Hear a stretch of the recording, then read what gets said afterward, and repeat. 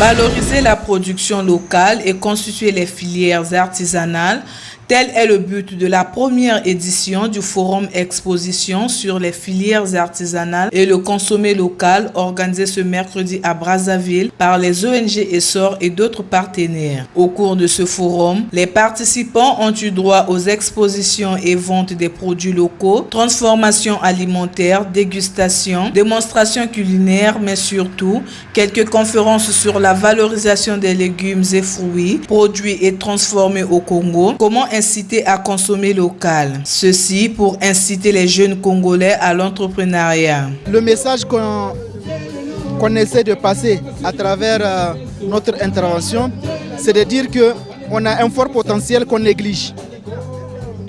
Et on n'a pas besoin de gros investissements pour pouvoir valoriser ce qu'on a.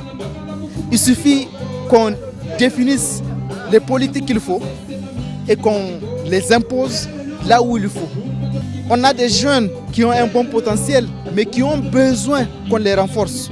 Dans son mot de circonstance, la directrice générale du Centre de recherche, d'information et de documentation sur la femme, Virginie Ndesabeka, est revenue sur l'importance de l'artisanat et l'implication de la femme congolaise dans ce secteur. En République du Congo, il est considéré comme l'un des secteurs moteurs de la croissance économique.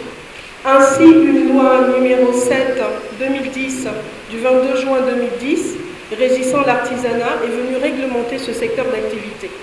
Chez les femmes, la production artisanale est certes effective dans les filières, par exemple de la restauration, on va le constater tout à l'heure, de la couture aussi, de la coiffure, de la poterie, de la vannerie. Notons que ce forum exposition se poursuivra dans d'autres départements du Congo.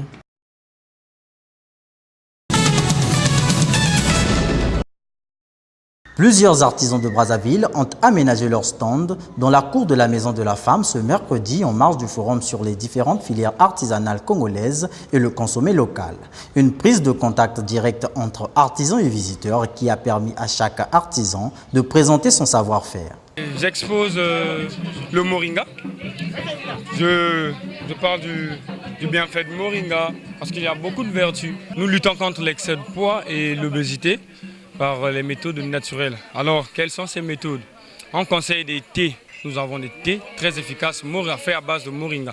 Donc, une personne consomme, au bout de 2 semaines, il perd sa graisse. C'est très intéressant parce que nous, les transformateurs locaux, nous avons besoin d'occasions comme ça pour faire découvrir nos produits. Pour ce visiteur, cet événement est louable dans la mesure où le secteur de la transformation agroalimentaire passionne désormais un grand monde. Je suis très intéressée. Je pense qu'il y a énormément de progrès par rapport à ce qu'on voyait les années précédentes. On sent que le domaine de la transformation agroalimentaire intéresse de plus en plus de gens, aussi bien du côté de ceux qui produisent que du côté des consommateurs.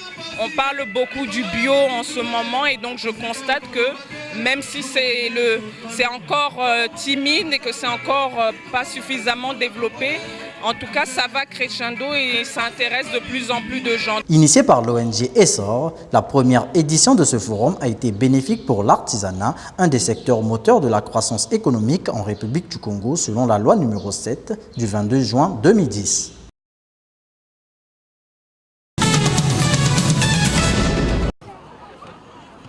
Une cour devenue un simple lieu de causerie pour ces étudiants et pire encore, une présence des gendarmes dans cette même cour, l'image laisse à se demander que se passe-t-il réellement à l'amphithéâtre 1600 de l'université Marien Ngouabi. On constate que dans l'amphi 1600 de droit, il n'y a eu rien. Amphi 600 économie, il n'y a pas eu cours. C'est pour cela qu'il y a des étudiants qui sont dehors en train de se causer. Ces derniers temps, le cours, ça se passe pas comme d'habitude. Il y a soi-disant la grève. Comme tous ensemble ici, là, donc on est dehors. Il n'y a pas cours. Et comment vous voulez que je puisse être bien? C'est ça. Depuis le début du mois d'avril, en effet, les cours sont suspendus dans ces amphis affectés aux étudiants de première année en droit et en sciences économiques. Une forme de grève qui ne dit pas son nom, imposée par leurs aînés de 2e, 3e et 4e année qui réclament le paiement de bourse en empêchant le déroulement des cours dans ces amphithéâtres. Ce n'est pas juste qu'on a eu des murmures les étudiants réclament leur droit de bourse parce qu'ils ont appris qu'au Kiba, ils ont payé la bourse et au Sénégal, compte tenu d'ici, il n'y a rien, n'a pas encore payé. C'est pour cela qu'ils sont en train de réclamer leurs droits. Depuis un moment, il y a la perturbation des cours. Ils sont là à tout moment, venir faire de la pagaille par-ci, par-là pour réclamer leur bourse. Nos frères de Bayardé qui sont venus faire foutre un peu de la pagaille à cause qu'ils sont en train de réclamer des bourses. Ouais. Donc pour nous dire que nous aussi nous devons pénétrer dans leur ensemble et toute leur histoire des grèves, on peut dire ça. On a envie de faire cours, mais vu qu'ils sont là, avec le désordre, avec la pagaille, comment est-ce qu'on pourrait bien faire des cours? Les enseignants viennent parfois, mais quand ils arrivent, avec leur présence, et puis ça interrompt les cours. Et du coup, on est obligé de suspendre les cours et puis partir. La situation est confuse pour ces débutants à l'université. Dans la salle, cependant, les étudiants qui attendent anxieusement un enseignant sont visiblement épuisés. D'autres s'endorment sur le banc. Étant eux aussi des futurs boursiers, ces jeunes sont unanimes avec les grévistes, mais seulement ils se soucient de l'année académique en cours, dont les perturbations pourraient être fatales pour l'organisation des sessions à leur niveau. Donc moi je réclame, c'est juste que non, je vais faire cours parce que je suis en première année, donc je n'ai pas le droit de réclamer les bourses. Si je peux contribuer, c'est normal, ils doivent payer leurs bourses. Parce que si eux ne bénéficient pas de ça, alors que moi, je ne suis pas sûr que je vais bénéficier de ça. Donc je suis pour eux aussi. Et toi, un étudiant. Sur cette technique, on a juste 2 semaines qui nous restent. 2 semaines pour faire des cours. Voilà, c'est ça. 2 semaines qui nous restent pour nous dire. Donc, ils ont terminé ils ont terminé des programmes et on le met en danger parce que il n'y a plus. Il nous bloque, je veux dire quoi. Je peux dire, il bloque. Le climat est donc d'une certaine morosité ici à l'amphithéâtre en Débouya, où les velléités d'une grève prolongée se dessinent. Jusqu'ici, aucune autorité universitaire n'a intervenu pour tempérer la colère grandissante des étudiants de Bayardel. Seule la présence des agents de maintien de l'ordre public tente de dissuader les étudiants. Denis Sassou Nguesso est arrivé à 15h45 heure du Caire, 14h45 heure de Brazzaville. Au pied de l'avion, le chef de l'État congolais est accueilli par Mme Rania El Bachad, ministre du Tourisme. Le sommet des chefs d'État s'est ouvert à 17h dans sa deuxième phase, la première étant celle de ce mardi matin consacrée à la crise soudanaise, réunion à laquelle ont pris part les présidents Abdel Fattah al-Sisi, président en exercice de l'Union africaine, Paul Kagame du Rwanda et Idriss Déby du Tchad. Le Congo était représenté à cette troïka élargie par Jean-Claude Gakoso, ministre des Affaires étrangères et des Congolais de l'étranger. Ici, il était question de discuter des moyens appropriés pour contribuer à la stabilité et la paix au Soudan. L'Union africaine tient à faire respecter les mécanismes qui font d'elle une organisation capable de surmonter les défis du continent. La junte militaire qui a renversé Omar el-Béchir doit remettre le pouvoir aux civils. C'est l'enjeu du sommet.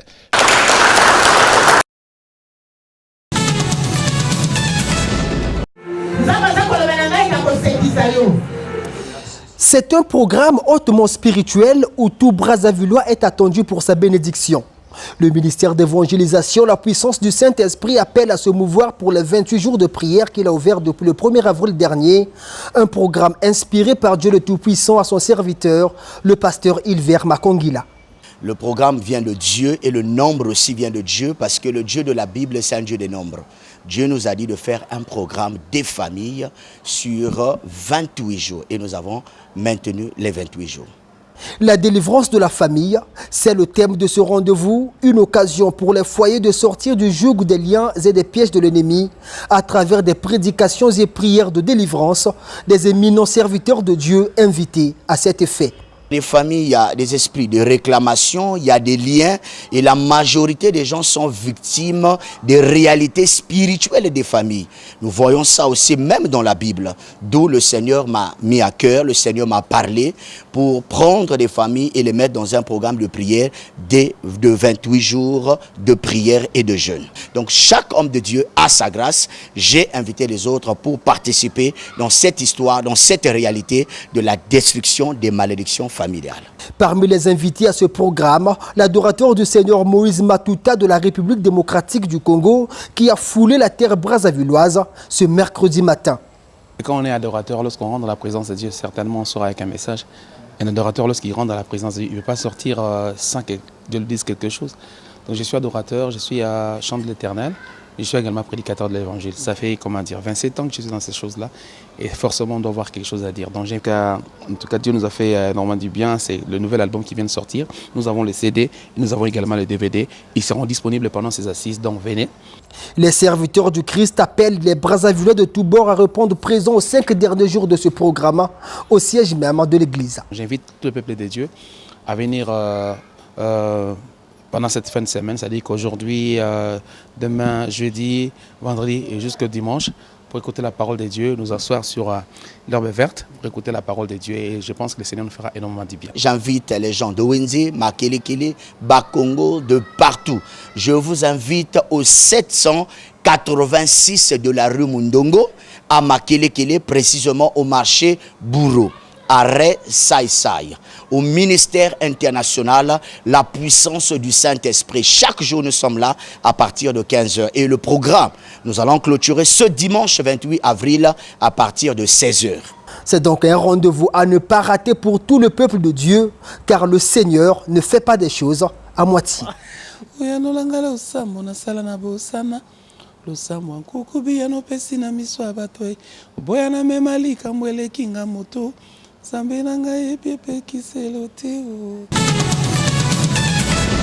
À Brazzaville, il n'est pas rare de parcourir une rue sans remarquer la présence d'une ou de plusieurs églises.